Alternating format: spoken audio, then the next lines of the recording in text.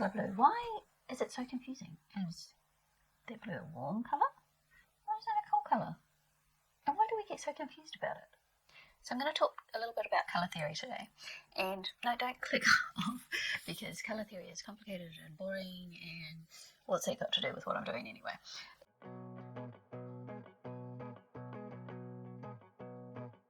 Hi there, Laura from Gold Star Work here. I'm an artist and I also love to play with makeup. So in this channel I like to share my journey with colour with you and hopefully inspire you in your journey with colour.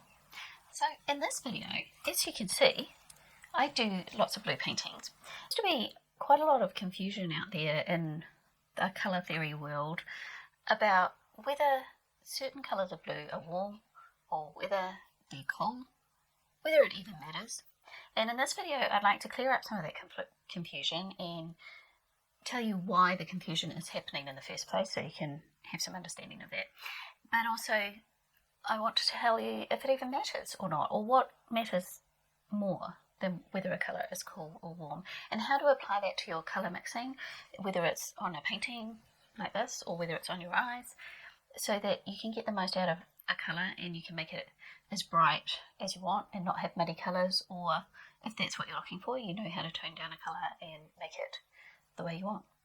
And I've also got a bonus tip for you, so make sure you stay around for the bonus tip later on, and let's get into the video. So I'm sure most of you have seen a colour wheel before, and this is what my colour wheel looks like. That's a little bit faded because it gets used up, but we all know that we've got reds and yellows on one side, and those are considered warm colours, and we've got blues and greens and purples on the other side, which are considered cool colours. But within those colours there are warm yellows and cool yellows, and warm reds and cool reds, and there are warm blues and cool blues. And this is where a lot of people get confused, because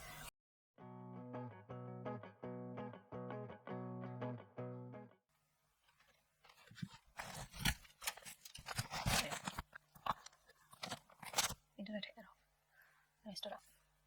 When you're doing a painting, it's actually more important that you're consistent with your use of the different blues, rather than whether it's a warm or a cool one. So if I see ultramarine blue as a warm colour, I need to remember that I can't have that colour for a preceding colour as well as a colour coming forward. And I'll show you an example here. Have a look at these little squares and see what colour to you is coming forward, which colour is going back, and that'll tell you how you see those blue colours. So I've just drawn two circles with two circles, and I've just realised what that looks like, so just ignore that. I was trying to find a square, but I didn't have a square stencil, so I've lost my paintbrush. What I'm going to do is I'm going to get ultramarine blue, this paint here, and I'm going to paint the middle of this circle in ultramarine blue,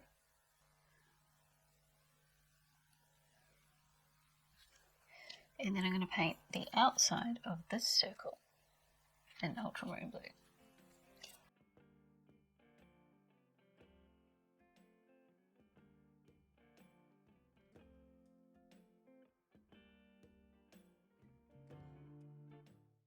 And then on the inside of that, I'm going to use the phthalo blue.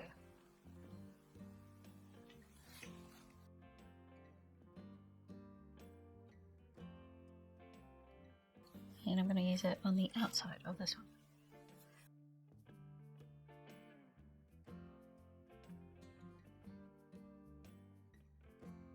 So we'll just dry these off a bit. This isn't really how I dry my paintings. So if you have a look at this little circle, and you'll notice that one of these colours, either the little circle in the middle, if I can find the middle, or the big circle, one of them moves forward and one of them moves back. And this is where we see colour differently, because some people will see this middle colour as moving forward and this colour here moving back, and some people will see it the opposite way around. And I'll also show you with the other one. So in this one here, do you see the little circle coming forward or back?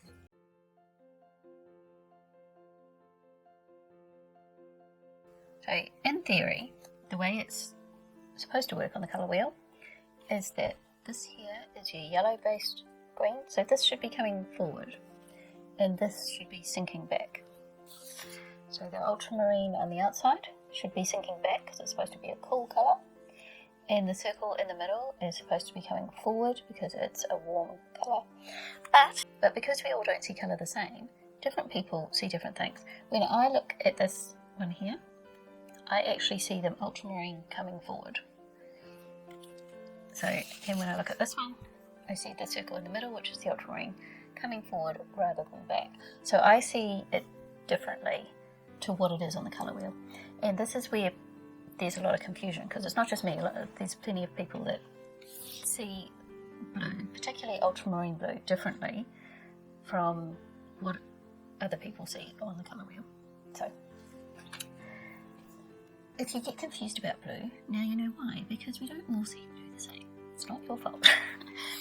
So the important thing to note about this whole thing is, rather than worry about, is this blue warm, is it cool, is what's its colour bias? Is it closer to purple or is it closer to green on the colour wheel? And then that will give you a clue on how to mix the colours. And I'm going to show you a little example of how to mix a purple and what's the difference between if you mix the yellow based blues and the purple based blues to make a purple.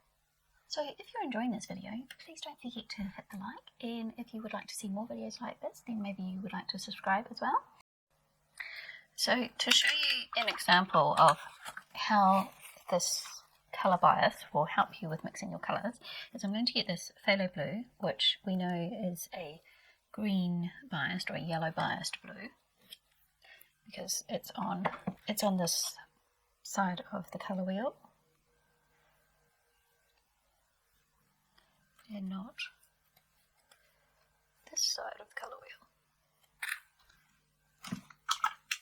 So I just want to show you the difference.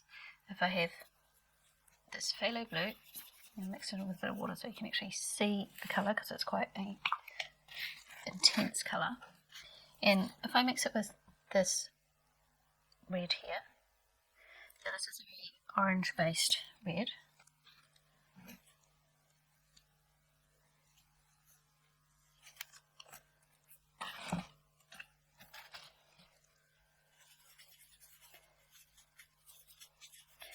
you can see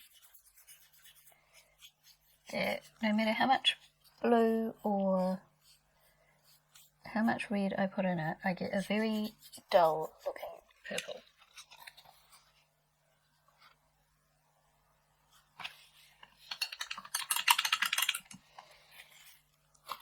If I go with a more purple based red, but I'm still using a yellow based blue with the phthalo blue,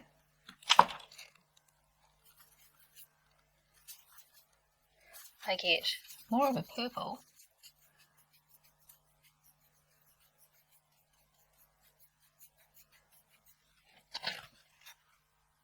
so you can see the difference in the colour there. But what happens if I mix ultramarine blue with those same reds? So if I put a little bit of this ultramarine blue, and put some more in that one as well, like I did with the other one.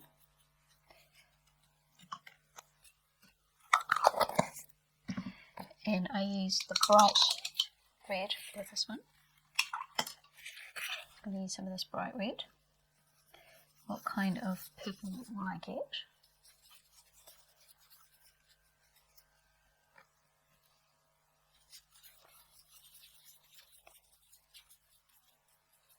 And as you can see, yes, it is purple, but it's kind of a muddy purple. Because, well, before I explain why, I'll do the other one. So if I use then the blue based colour, so I'll just take some of this from over here. And this is my favourite mix for purple. And you see the bright purple I can get using that. So this is what you end up with. So if you mix that cool red and the cool blue, which is the ultramarine, and the cordome magenta, which is always a tone booster, you'll get a beautiful clear looking purple.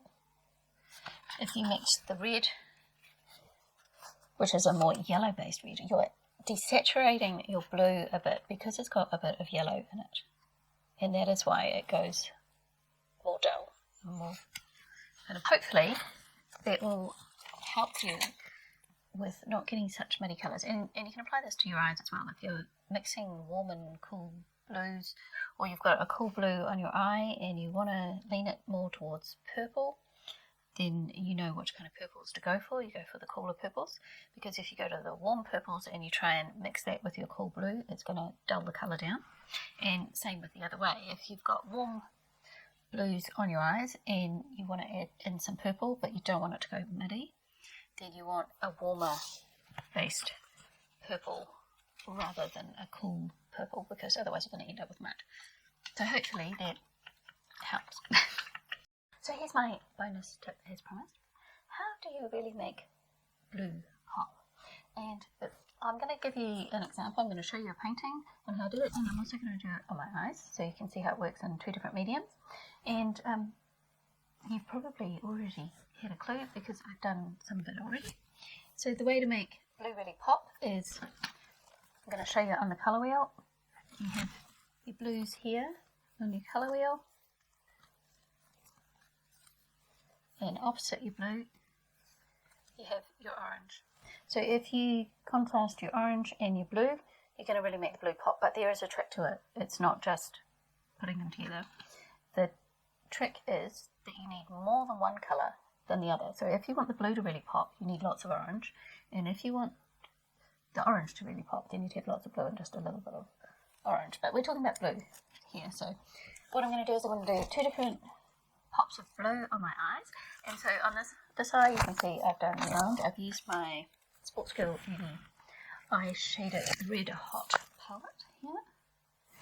And I've done orange all over my lid, up here, and I'm going to use my aquamarine pencil from LA Girl. And I'm going to do a pop of blue on the inner corner.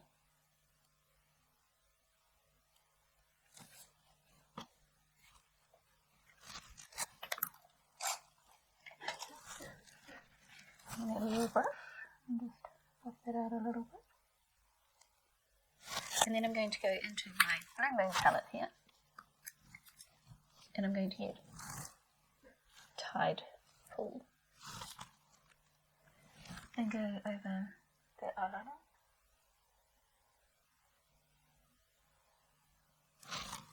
Oops. And put that on.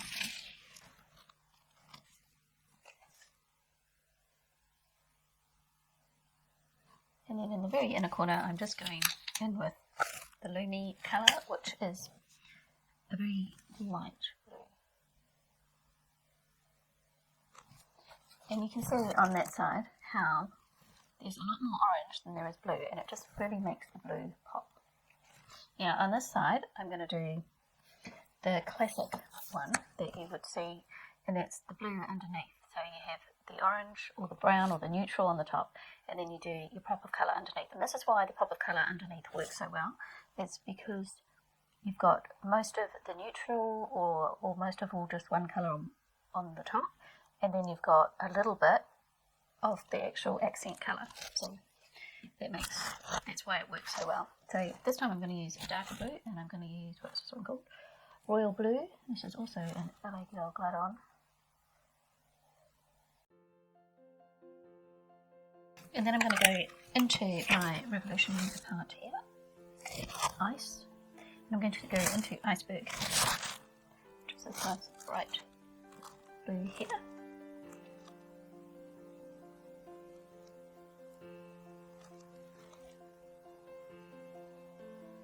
And then you can see how this one, the blue really pops. So there's two different ways of making the blue pop on your eyes. And this is why when you look at, say, the Blue Moon palette. It looks very pretty and it's very blue, but none of the blues really stand out. They're just a mixture of blue. You look at this one and you immediately see some standout colours, like this blue here really stands out, and that's because it's next to a neutral.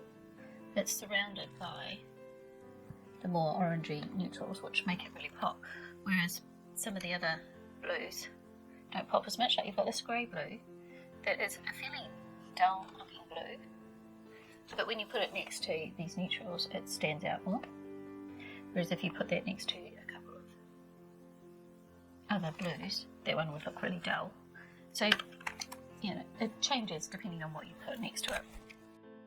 As I said, this also works the other way. So if I show you a variety of oranges here, orange, browny kind of colours, that they look pretty, nothing really stands out.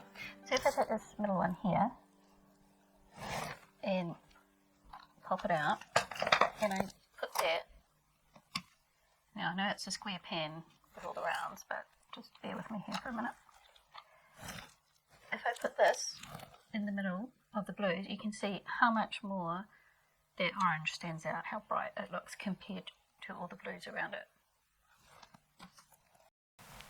And this is because colours work together and they work with vibrations. So if you use colours that are opposite on the colour wheel and doing it like this with just a little bit, it will increase the vibration of the colours against each other and make your brain think, oh, that colour is really bright, whether it is or not, because it's vibrating against the opposite colour. I hope that makes sense. So there's my little tip. If you want your blues really pop, surround it in the colours that are opposite on the colour wheel, and it depends what blue that you use. Like if you're using a green blue like this, you're going to use more of a reddy orange. If you're using a blue like this, you're going to use more of a orange. My colour wheel is a little bit faded because I use it regularly.